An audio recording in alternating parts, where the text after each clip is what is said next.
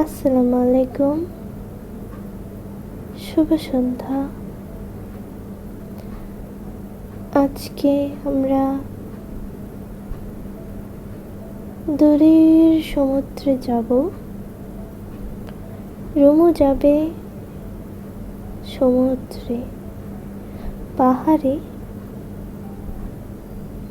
আর ওরই গল্প শোনাবো। পাহাড়ে যাবে আর সেই পাহাড় থেকেই সমুদ্র দেখতে পাবে। ওর গন্তব্যটা শুরু হলো ঠিক রাত্রে। আর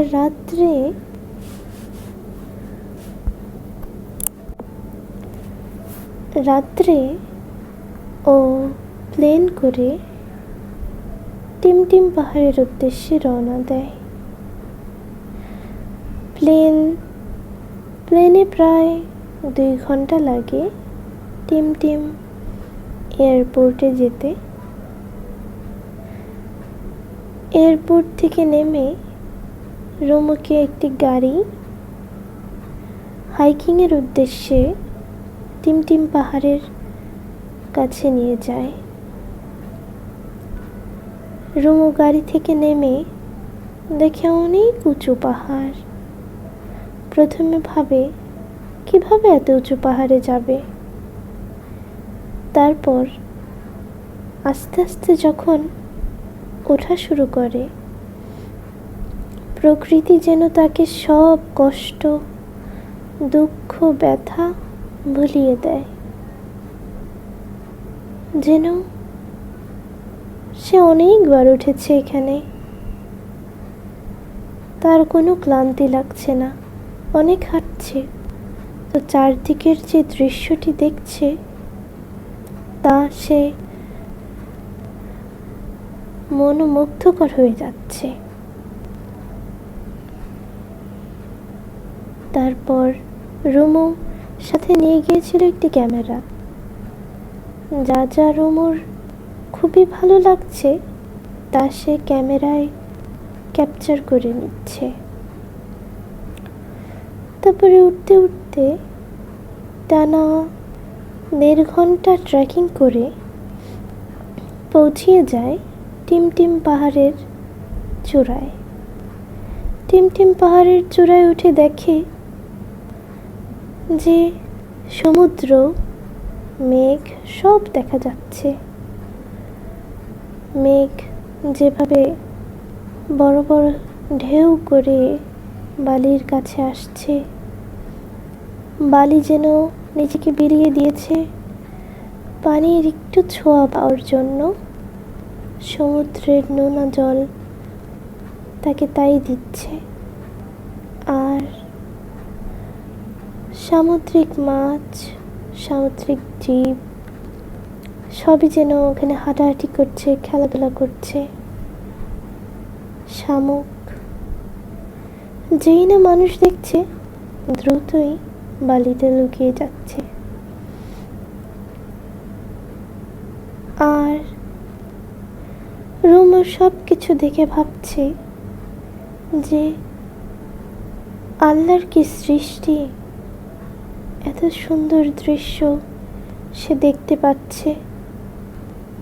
সে আল্লাহর কাছে শুকরিয়া আদায় করছে। তারপর রুমুর পাহাড়ের চূড়ায় থেকে খুব সমুদ্রটা যেতে ইচ্ছে করছে।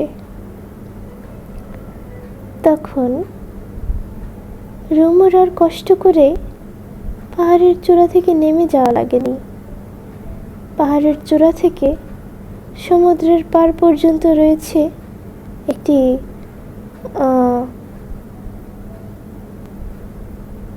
কেবল কার।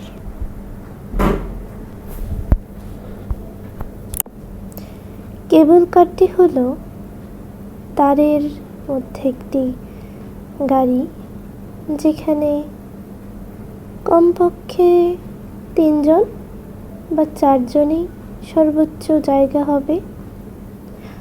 তো রুমু কি করলো, একটি কেবল কারে উঠে গেল। সাথে সাথে সেখানে আরো মানুষ ছিল, ওদের মধ্যেও 3জন রুমুর সাথে উঠল।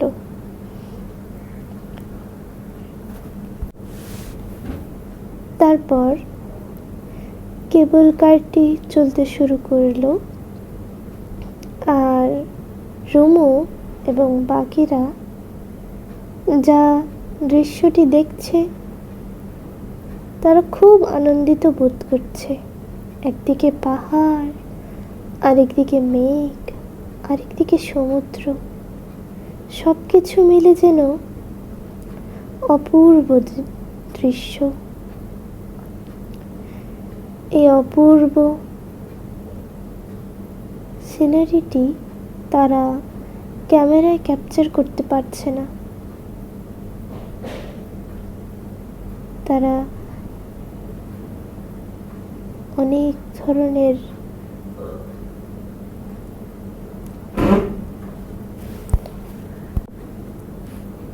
তারপর শেষমেশ আধা ঘন্টা কেবল কারে থেকে তারপরে তারা সমুদ্রের পাড়ে নামলো।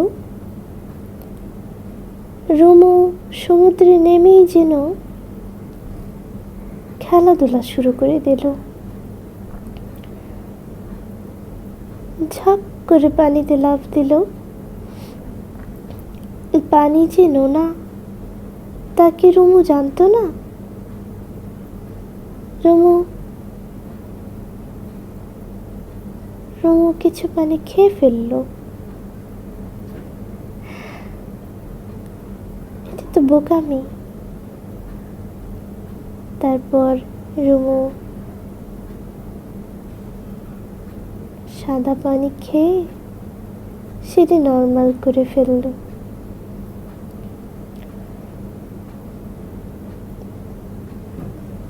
তারপর রুমু গোসল করলো, আবার হাঁটাহাঁটি করলো, কিছুক্ষণ সামুদ্রিক জীব দেখলো, রং বেরঙের মাছ দেখলো। রুমুর কাছে সমুদ্রটা যেন বিশাল বড় বাগানের মতো লাগছিল।